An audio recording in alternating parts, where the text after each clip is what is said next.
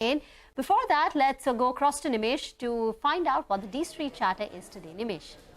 Hi, Rima. So, the momentum on the upside continues. We are almost nearing towards 7,900 on the Nifty, so that's positive.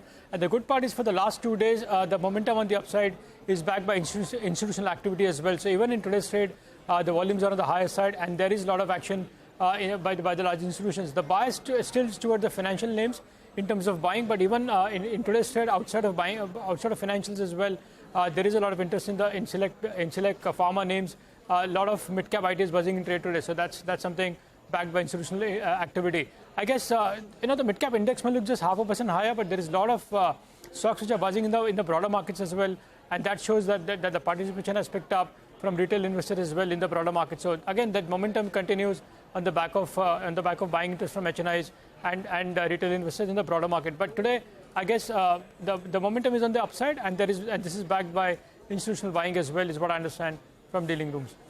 Okay, all right, Nimesh, but what about individual stocks? What are you picking up?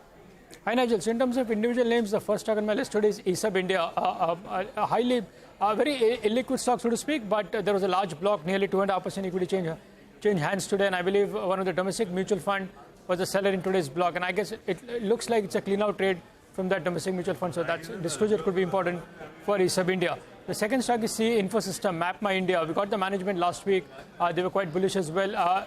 Today, the stock is at days high now, and I believe one of the reasons is a large selling pressure from a large FI seems to be largely over. Remember, in this particular stock, even a Japanese player company sold 1.5% a month back. So the supply seems to be largely getting over in CE Infosystem. The third stock is Zomato. Again, the stock is up 3% in today's trade, but huge volumes for the last many days, and I believe one domestic mutual fund is an active buyer in Zomato.